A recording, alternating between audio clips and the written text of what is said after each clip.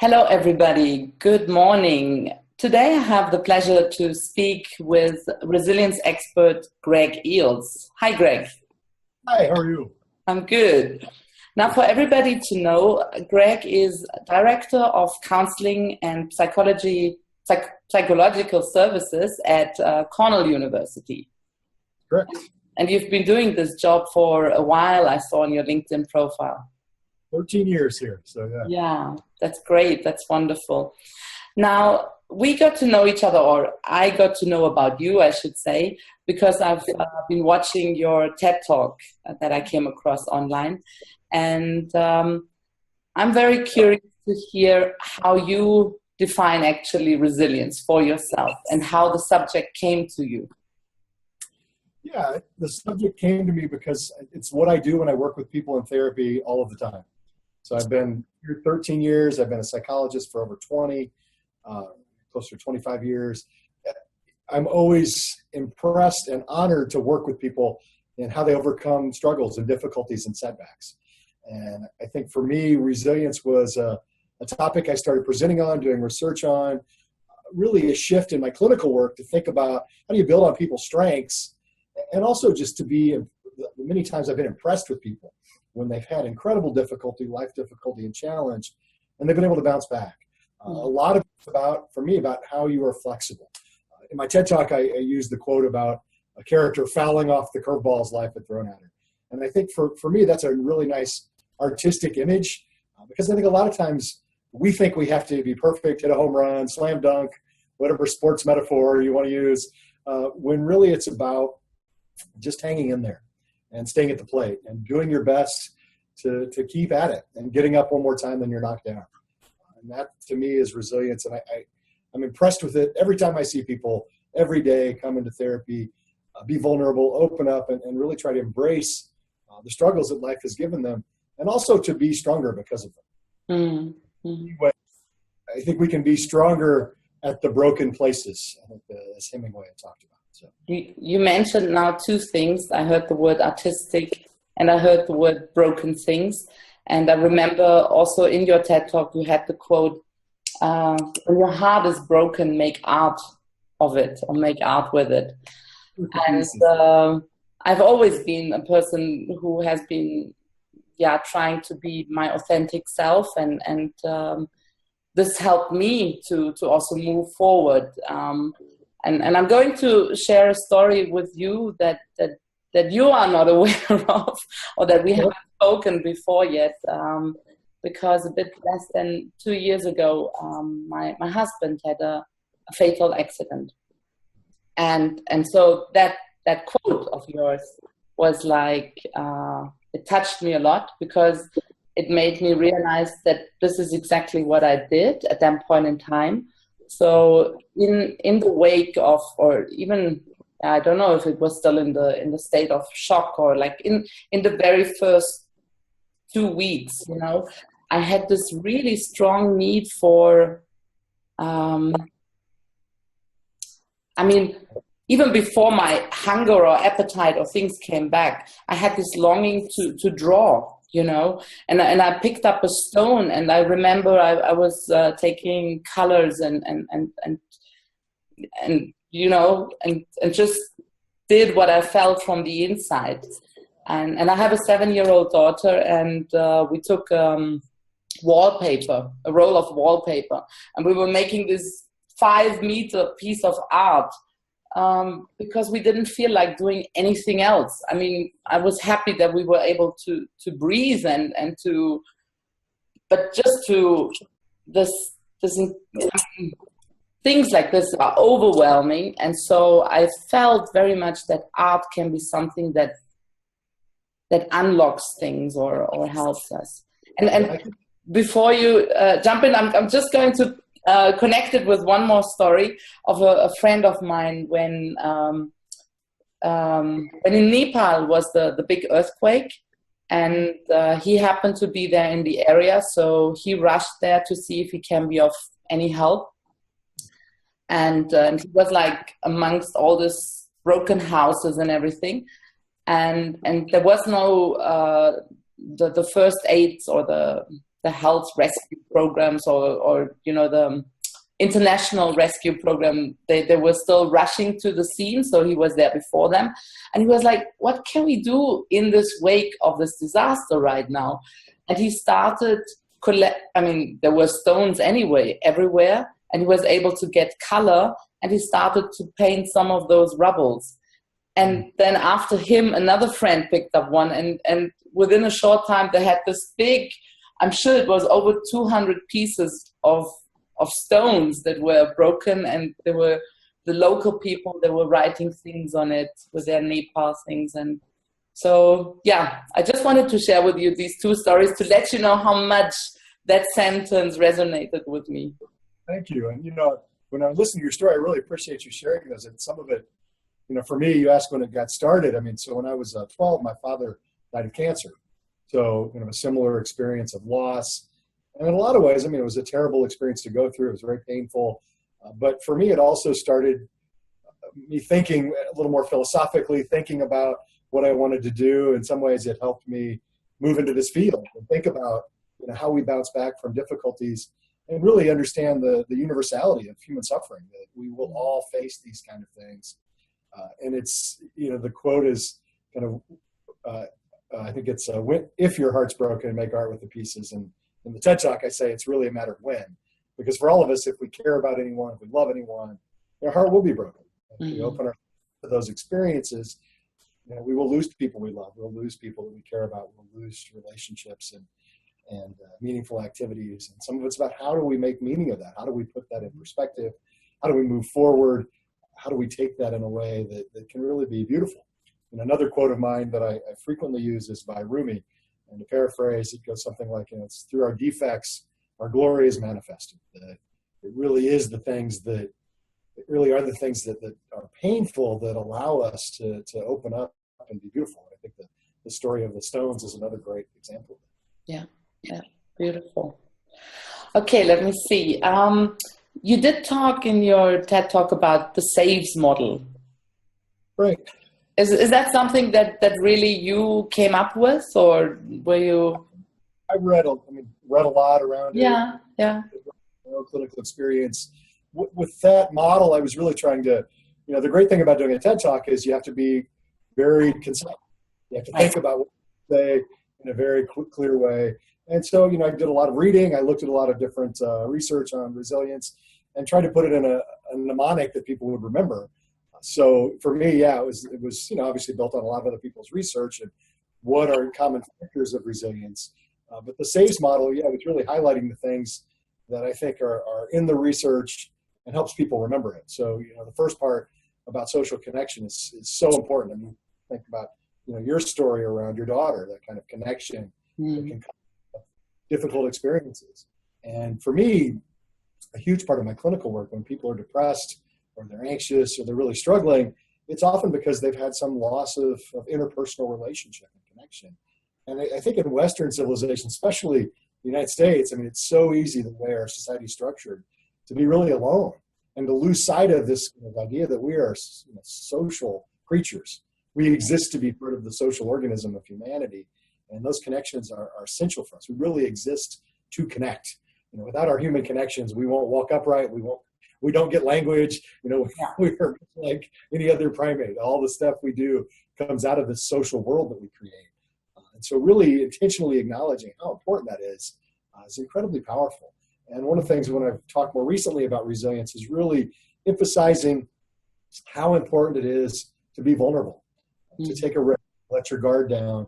The people who are really satisfied and socially connected are able to lean into intimacy. When I talk to clients, I'll often talk to them about social connection, and intimacy exists on a continuum with control. That if we're trying to control the relationship, we're putting up some blocks to connection. And some of that's, we all have boundaries, that's healthy.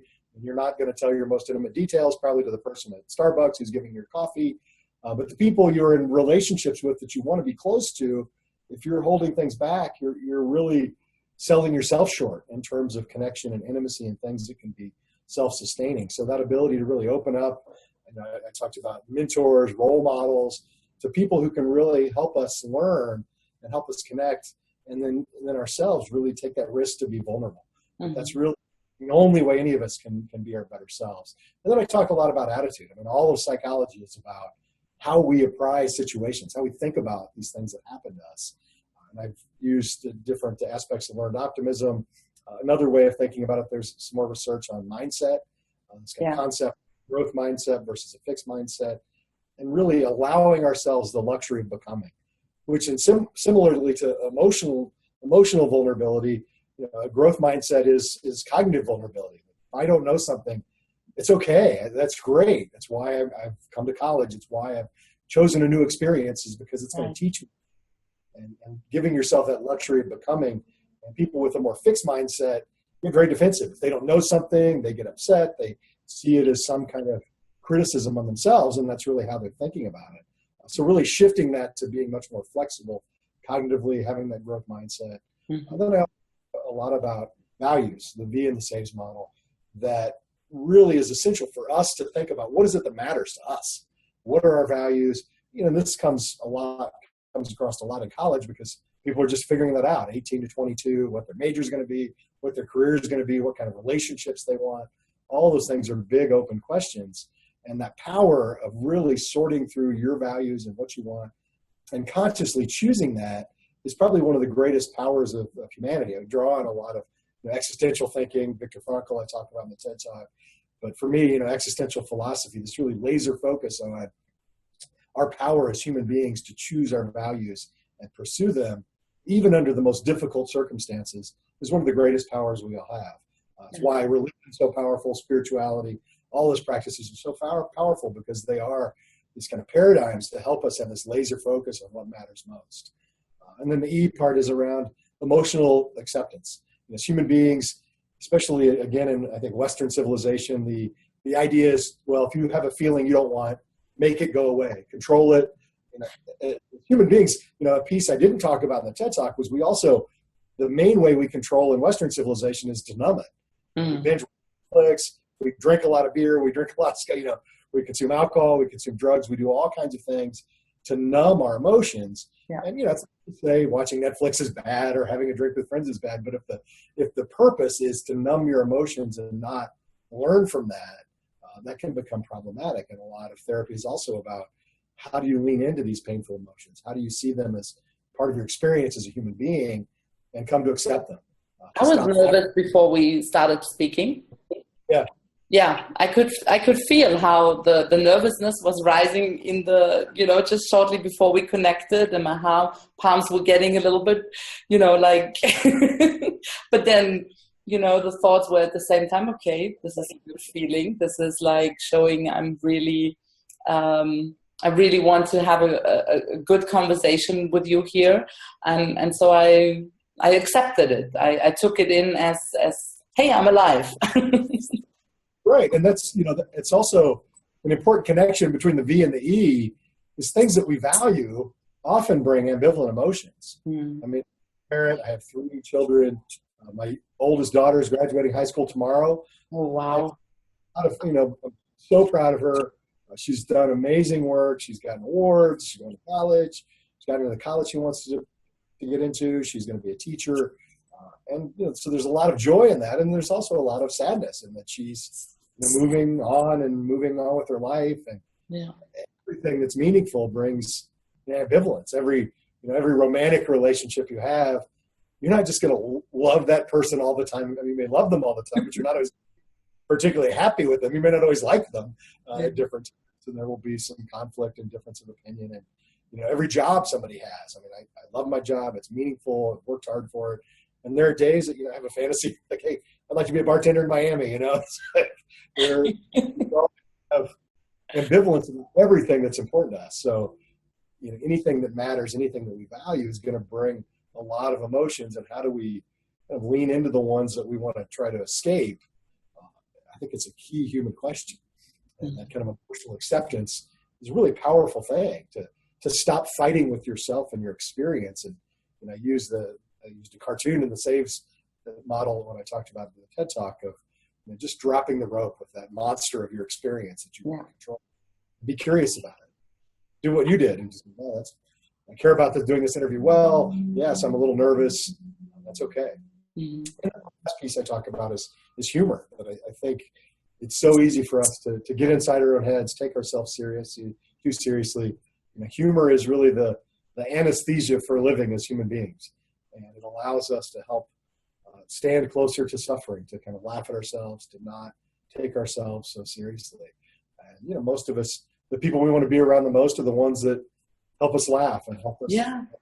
I could share also another funny story on that, like in the bereavement part, and when I was getting a lot of condolence cards from friends near and far.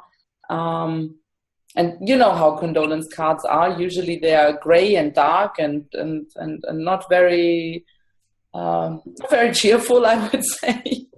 I can understand that, but there was one friend from Malaysia. She took the liberty, or she took the guts to not just send me a card, but to send me a full pack of facial masks.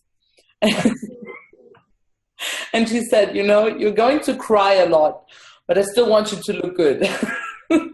And it was so beautiful because it was so different. And she really managed to get me out of the sadness for a moment and enjoy and laugh. And yeah.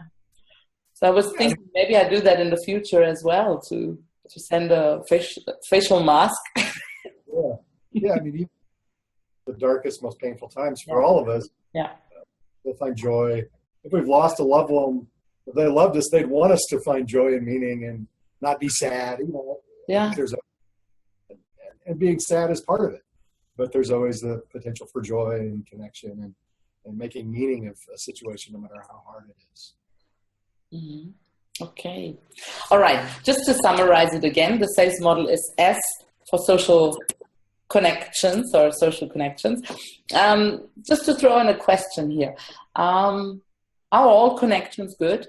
Or how do we distinguish, like in this world where everybody feels so connected, and I have 500 LinkedIn connections and don't know how many Facebook friends. This must be a big subject also as well to what is true connection.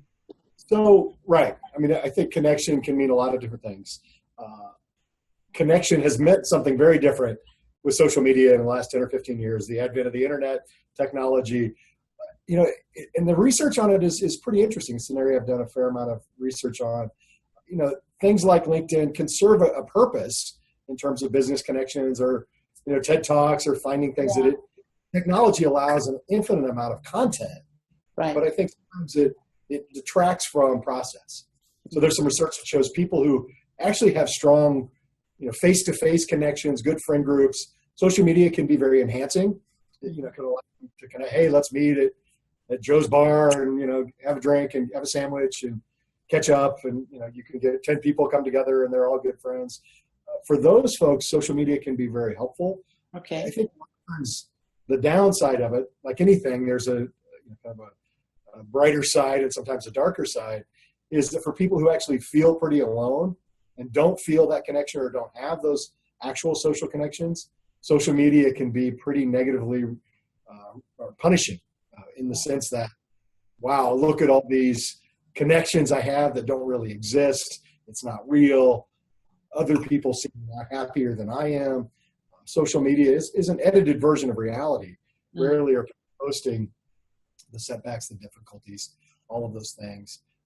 And I think there's also another component around social media that is a little bit different from all of the research, the history of spirituality, which is about, meaning is often best made, first kind of internally looking through meditation, through prayer, through silence, through introspection and self-reflection. And I think one of the challenges I see in myself, I see in my teenage kids, is that, technology is all about making you externally focused. So it's all about what somebody putting on Instagram, what somebody just tweet, what they put on Facebook. And those things are, again, it's just like, it's like having a beer with friends or watching Netflix. I mean, it's can be problematic when it gets inflexible and when it draws our focus completely away from ourselves and we're not reflecting on, well, what is it that matters to me? What connections are important to me? Those sort of things.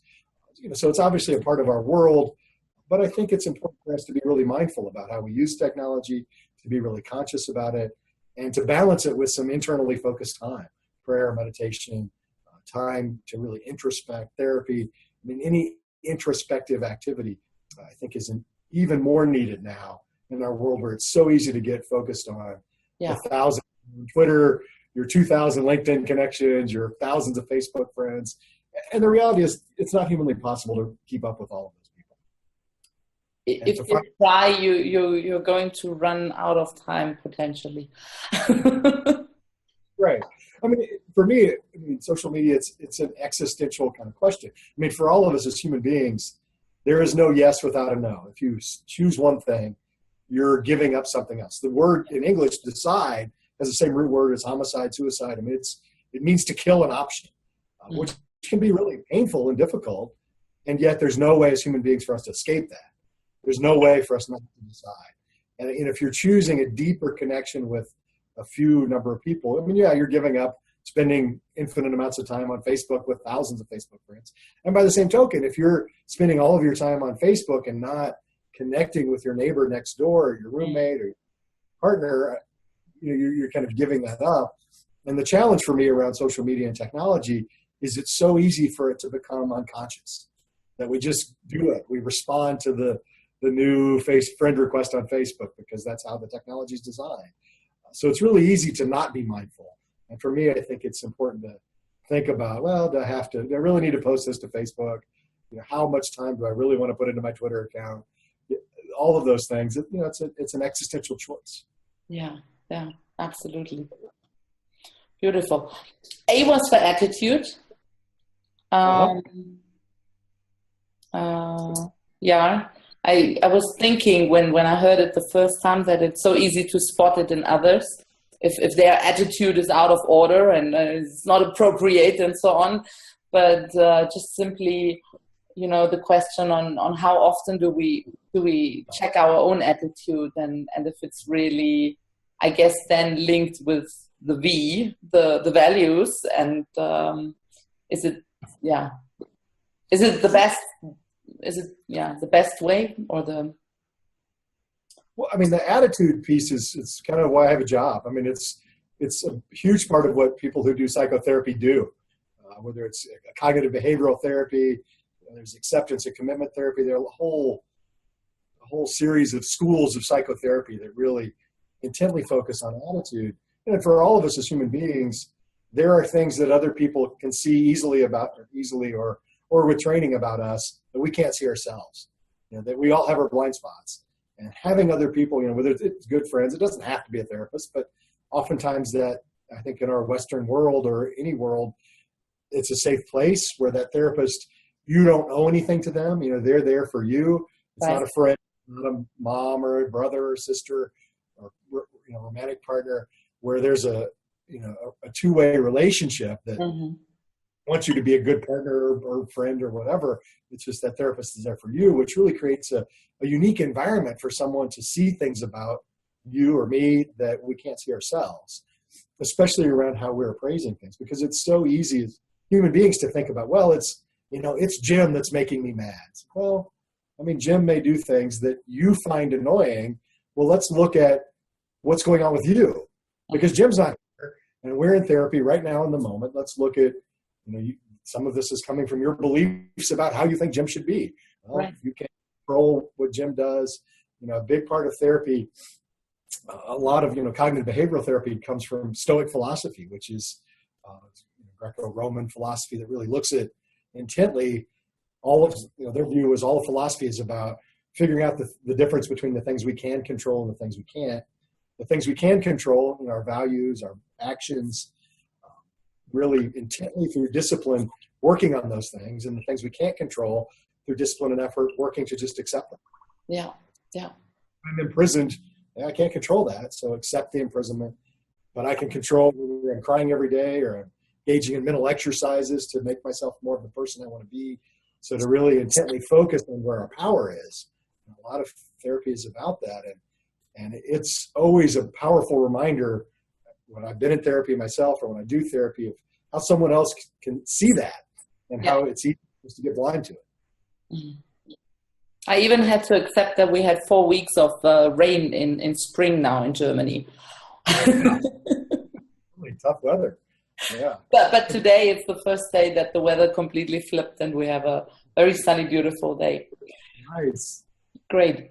Okay, values. That is something where I was thinking, as I was getting older, I could really understand what is meant with values. It was for me very abstract as a young person when I heard people talking about values, because it wasn't so clear to me yet. Do you sometimes, when you have somebody in therapy and you talk about values, or was it just me who had that problem of not getting the concept of values? I was going to say, no, it's not you. It's not just you. It's all. Yeah, I mean, so one component of values, I mean, this is an area, I mean, you can look at religion and spirituality. As human beings, the power of religion and spirituality is really, these are paradigms that help us connect to very, very deep values, and they are stories and narratives that provide us a framework to really help answer some of the most difficult questions of what it means to be human.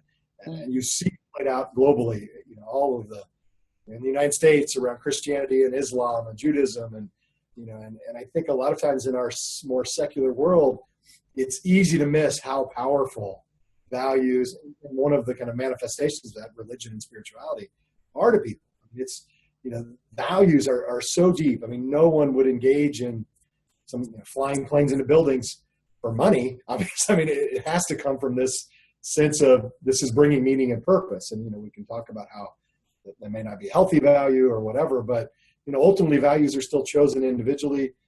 We have to figure out, it's a natural kind of human conundrum to figure out what it is that matters to us and where we're going to direct that. Hopefully the values are rooted in connection, kindness, passion, but it's easy for us to lose sight of that. There's a great quote that kind of goes along the lines that all violence is a search for justice. So I think many times we can lose sight of that, no matter how, I see this working with people who are sometimes psychotic, sometimes potentially violent. There's a certain sense of the value of justice takes priority over the value of compassion or love. Yeah. Those are important values for all of us, but you can see how in somebody's mind or perspective that can get incredibly skewed. And when someone feels really powerless, they feel that violence is the only way to bring about justice. So that's an interesting kind of value conundrum where, justice has to be balanced with kindness and compassion and fairness, humility. Those are the kind of challenges that you see. And I think that's a really powerful thought. I was reading an article about Islam and how the most dangerous concept, a theological concept in Islam, is this concept within Islam called irja, which means humility, the willingness for Allah to decide of who is pure and who is not, rather than bringing that into the world yourself and killing people and deciding. And that's it's very similar to grace in Christianity, this kind of humility and not trying to bring justice immediately based on your limited perspective now. Let's say there's a broader picture here. And what I'm called to do is to bring peace and compassion and humility rather than taking God's place around these decisions, or Allah's place around these decisions. So, for me, those are some really kind of powerful core values that religion often speaks to. But for all of us, in some ways in the secular world, like you were saying, it's often harder because, we've had thousands of years history of these paradigms in religion and spirituality to help us.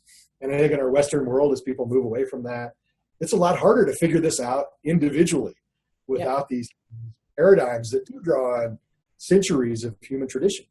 And yet there's no escaping the struggle. There's no escaping the reality. We have to decide. There's no escaping. We have to decide what matters to us.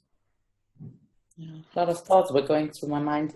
also the fact that everybody thinks they are the good guy, you know, that is also one of the reasons why we have the problems in the world today that we are having. And yeah, nobody can only hope that more people are leaning towards more love and compassion, because in those concepts are the answers. I'm very strongly believing that. I agree. And, as human beings, I think you can look at evolutionary biology, and there are a lot of ways where, conflict and violence are built into our evolutionary history, our history as human beings. Concepts like pecking orders and ranking and violence and all of those things are clearly part of our history. You don't have to have a Ph.D. in history to know that. And yet, part of this, how society changes, is to kind of expand the circle of compassion. I mean, there's always been in-groups and out-groups in humanity, right? Yeah. Of years ago, these were small tribes, and there were 50 people in your in-group, and all other human beings were kind of fair game to murder and rape, and if they weren't in your small in-group, that was acceptable and encouraged. And at the very least, we've expanded that, to your nation state. 330 million people in America, it's not okay to kill any of them, and other people in other countries. And so as human beings, I think we've expanded that, and you can see how things like democracy, embracing various opinions, concepts that violence isn't okay. I think we have the potential to make a better world, but yeah, we have to reflect on those kind of darker parts of ourselves, and how easy it is for all of us to want to take God's position and be the judge and jury, because we all think, you're right, we all think we're the good guy. And I think that often comes out of not really reflecting on our values. Well, in that regard, I do hope that actually our connectivity, which has increased so much in recent years, is actually helping us to understand. We might be sitting on the other side of the world, but we still want the same things, and we are having the same dreams and aspirations to some extent. Yeah. So E was for emotions, and you covered that, so I don't have any questions on that. The last one was S for silliness, and that is a personal question. If you find it sometimes difficult to find the right balance in I mean, I don't know you personally. Yeah. No, yeah, I do. I mean, I think humor is such a powerful connector as human beings. I mean, you look at social media, it's oftentimes people are sharing humor, funny videos. I mean, we need to balance that with the pain that's really seeped into every aspect of what it means to be human. That there's no escaping some suffering and difficulty. It's the first noble truth of Buddhism, which I talk about in the TED Talk. Accepting that in some ways is really freeing, realizing that being human means, that there will be suffering, disconnection, difficulty that is part of every human being's experience. And there are periods of joy, and humor is a way to kind of bring that about. But yeah, I think it's a tough balance. I mean, even you're sharing your story about your friend. It's like, well, is that discounting people's sadness, or is it just what somebody needs to bring a laugh? And that's often hard to know. And I think for me, humor's got to come out of a place of compassion and kindness, humility. That humor can also be a weapon, and that's when I think it's a problem. Yeah, and it hurt somebody. But there are plenty of ways that you can be funny or joyful that aren't about hurting someone, that aren't about laughing at somebody, but they're about laughing with everybody. It's about the intentions behind it as well. When I understand what were your intentions at that point in time, and they were of pure good intentions, then I think humor is, it's great. It's wonderful. It should be part of every day. Humor can also push us to see things in a different way. Yeah. Chris Rock at the Oscars in the United States. I mean, some of that, his racial humor was not, probably made a lot of people uncomfortable. The part where he talks about, and now we're going to black people who got shot on the way to the movies in the United States. It was very funny, but kind of made people uncomfortable because it had a certain sense of truth to it. Yeah. So humor can be incredibly powerful. Chris Rock is probably one of the few people that could get away with, his delivery, how he's accepted. I mean, he can do it in a way that helps us grow. And I think his intentions are good in the sense that he's invested in the United States being a better country, one that doesn't engage in that level of injustice or unfairness around some, policing practices, or really looking at some of the unconscious components of racism. There's some power there, and humor helps take a little of the edge off. Or he was giving a lecture on, critical race theory, it wouldn't quite land the same way, but you really got the better outcomes and reached a broader audience by using humor to kind of think about some of those things.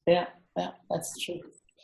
Okay, now the very last question that I have is for you, and that is simply around if you for yourself have any further aspirations with the work that you do at the Cornell University or outside of it, like it's a big question, but I'm sure you.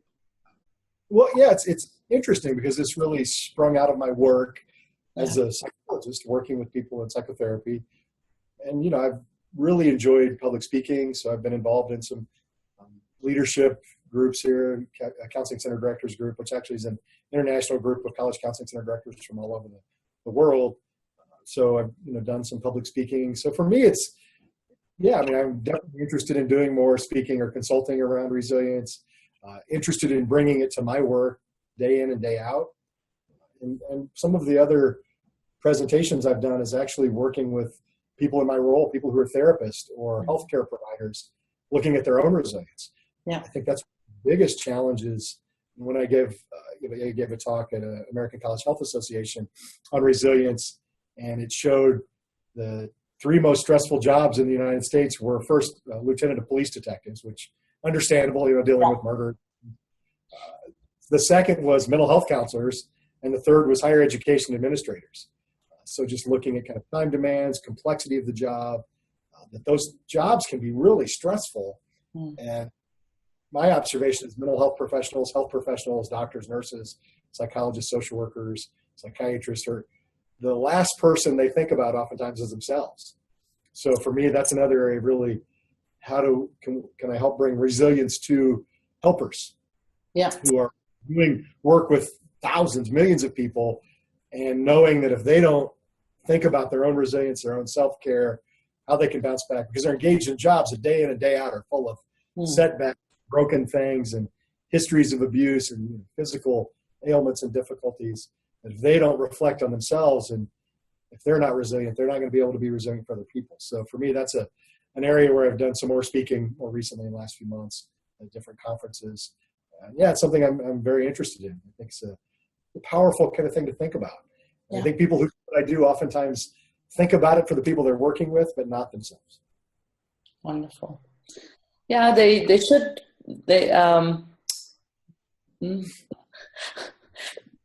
They should accept. No, not accept. They should take in what they are preaching. Actually, to have the self-care for themselves. I believe. Could imagine. Of course, and yet I know I've seen it with colleagues. That's a very, very hard message. Yeah. And I think it's so challenging because anybody in a helping profession, whether it's medicine or psychology or whatever, a part of what drives you is you do want to help other people. Mm-hmm. Yeah, that's a little bit of an external focus. And so a lot of training in psychology, especially, is about, well, what's this about for you? What's going on with you where you're trying to help in this way? Is this more about you or more about them? And really looking at that balance. Other helping professions often don't get that intentional focus. Medicine, the focus is very much something else, or nursing, but for all of us, it's hard. Helping someone is not always as simple as it seems like, and it can often come at a cost to us, which will damage our ability to help in the long run. Great. All right, Greg, thank you so much. You've answered all of my questions. I'm very thankful that you took the time, and I'm looking forward to talk to you at another time. Excellent. We'll be glad to do it. Wonderful. Thank you.